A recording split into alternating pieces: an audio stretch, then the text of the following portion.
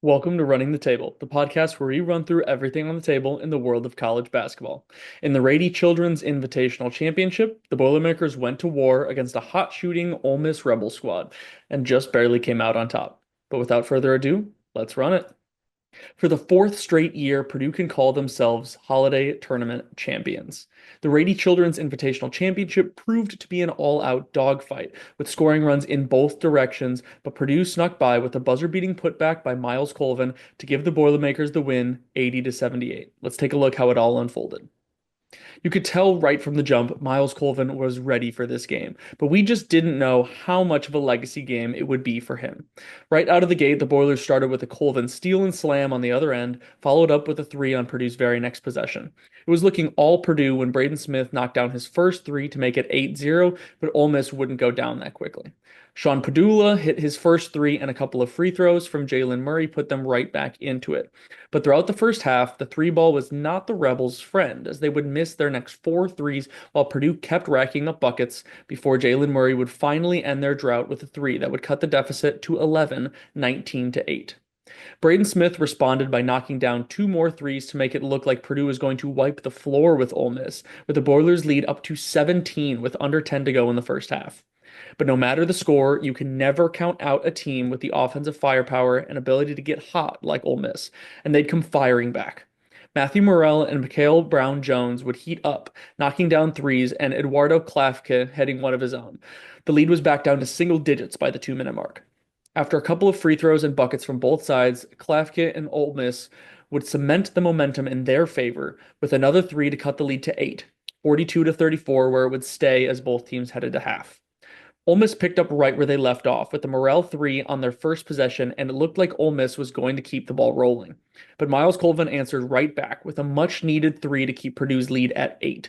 Both teams went on to showcase their offensive firepower, with Ole Miss continuing to fire away from deep to keep themselves in the game, while Purdue went with a TKR based approach throughout the first 7 minutes of the half. It was a successful approach by both teams, but three is more than two, and the Rebels grinded away at the Boilers' lead until they finally took the lead with 12 minutes to go. The next couple of minutes were nearly all Ole Miss, and a big come to reality moment was a very bad cross-court pass by Miles Colvin led to a breakout dunk for Jamin Brakefield, and Purdue was forced to call a timeout with Ole Miss now up 7 with 9:14 to go. This was a major turning point of this second half. Would Purdue be able to push back after completely losing their big first half lead and go down 7? Or would they deflate completely and let the momentum dig their own grave? Who would step up in the next possession but the man of the hour, Miles Colvin, with another massive three. And from there, the poise and resiliency of Purdue would really show. Even after Ole Miss brought their lead right back to 7 with the Jalen Murray three, Purdue found a run of their own still in them. Back to back to back possessions had Purdue getting out in transition for a Colvin and one layup, a Lawyer three, and a Colvin steal and score on the other end, and in just 1 minute, Purdue snatched the lead right back. Braden gave him just a little padding with a sneaky layup of his own off the pick and roll, but a free throw and a very costly turnover gave Ole Miss an easy layup to tie the game with 15 seconds to go. Purdue went with a pretty predictable play. Clear out the right side and let Braden Smith try to get you a bucket. And his classic baseline fadeaway came up significantly short, just clipping the rim, but to save the day again, I don't even know how many times at this point because I've lost count, but Miles Colvin goes untouched and puts up a putback layup with zero point 0.6 left on the clock to give them the lead and the win, 80 to 78. What an ending to a fantastic game from him and a classic holiday tournament championship game as a whole. Heading to the top performers, once again leading Purdue was Trey Kaufman-Renn. He had a fantastic showing today with 25 points on 8 of 12 shooting, 9 of 15 from the free throw line, 13 rebounds, 3 assists in his 36 minutes. Behind him, Braden Smith finally got some of his shots to fall, especially the three ball. He ended up with 18 points on 6 of 11 shooting, 4 for 6 from 3, added on 6 rebounds and 11 assists in only 2 turnovers in his 40 minutes. He did not come off the floor in this one. And for Ole Miss, Jamin Brakefield led the way off the bench with 18 points on 7-11 shooting, only 1 for 5 from 3, so that accounted for all of his misses, a perfect 3 for 3 from the free throw line, 5 rebounds, a steal, and a block in his just 23 minutes. And behind him, it's Jalen Murray with 13 points on 3 of 10 shooting, but he was 3 for 6 from 3, 4 for 5 from the free throw line, and added 9 assists, 2 steals, and 2 turnovers in his 38 minutes. Honorable mentions, it cannot be overstated what Miles Colvin brought to this game. He had 20 points on 8 of 11 shooting, 3 of 5 for 3, 4 rebounds, 2 steals, a block, and 3 turnovers in his just 24 minutes. So super, super valuable 24 minutes out of him. It was fantastic to see him step up on both ends of the floor. And for Ole Miss, Matthew Morrell had 14 points on 5 of 11 shooting. He was 4 for 10 from 3 and tacked on 2 steals in his 33 minutes. In terms of the key team points for Purdue, it was crucial turnovers.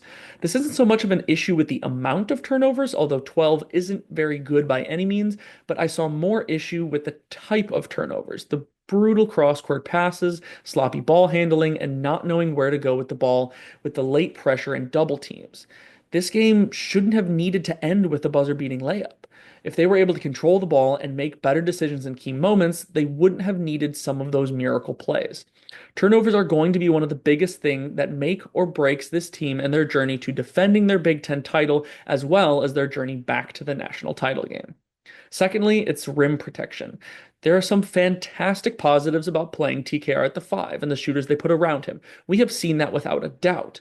But there's a glaring issue that a lot of teams have exposed, and I worry about heading into Big Ten play, and that's rim protection.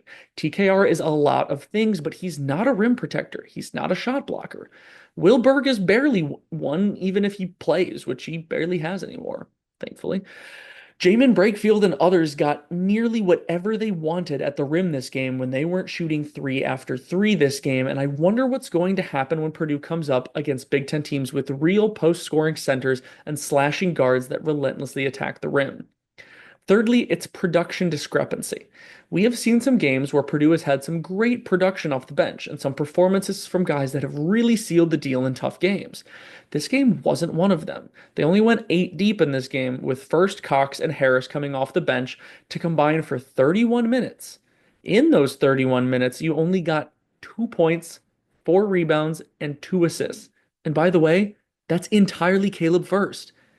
Goose egg from Cox across the board in his 5 minutes, and goose eggs from Harris except for a foul in his 15 minutes, and he was 0 for 4 from 3. They got away with it in this game because you had stellar performance from 4 starters, but all Purdue was this game was those 4 guys. Ideally, you want more balance, and if they had more balance in this game, I don't think it would have been nearly as close, and Purdue probably would have won comfortably. Heading over to Ole Miss, it starts out with their identity. It is very clear what this Ole Miss team wants to do, and it's to launch threes and attack the basket. I'm not saying this is a bad strategy. It nearly worked this game because they hit 15 threes, but they shot 36, so they were 42% from deep. And they got whatever they wanted at the rim because Purdue specifically as a team has next to no rim protection. So even though this is Ole Miss's first loss, if they show up on a night where the threes aren't falling or if they can't find success at the rim because of a real shot blocker, I'm curious to see how they'll respond and if they can adapt accordingly. Secondly, it's their supporting cast. Unlike Purdue, Ole Miss's bench came to play. Jamin Brakefield looked like he knew exactly how to expose every weak point of Purdue's defense, and he nearly did it perfectly. If he was able to knock down a couple more threes, I think Purdue would have been toast, but he ended up just 1 for 5 on the night from deep. But Mikal Browns-Jones and Eduardo Klafka showed up in that department, electrifying the Ole Miss crowd and starters for that matter with their hot shooting off the bench. Those two combined for 4 for 5 from deep, and those 3 guys gave the Rebels 32 points and 9 rebounds in their 50 combined minutes. I honestly think Ole Miss wouldn't have had the second wind in them to battle back if it weren't for those 3 guys and how they supported everyone off the bench. And thirdly, it's steals. For a team not particularly known for their defense, they got after it in this one, and their 7 steals as a team led to 11 points off turnovers. They made Purdue uncomfortable in many different ways and caused some of the key turnovers in crucial moments that I mentioned earlier, and that's what kept them in this game. If this team can try to emulate this brand of defense, this style, they can be a pretty special team with their veterans that can absolutely spray it from deep. Purdue finally gets a bit of a break after 4 games in 10 days when the first round of the Big Ten play starts, and Penn State comes into Mackey Arena this Thursday in what should be an interesting matchup, given the Nittany Lions are 7-1 currently, but haven't faced much in terms of real talent. As for Ole Miss, they don't get quite the break that Purdue has, as they will travel to Louisville Tuesday night to take on the Cardinals. But that's all I've got for today. The road doesn't get any easier for the Boilermakers with some very tough matchups throughout the month of December. Stay tuned for more recaps as we head toward the holidays. But if you want more from us, like, comment, and subscribe. And until next time, I'm out.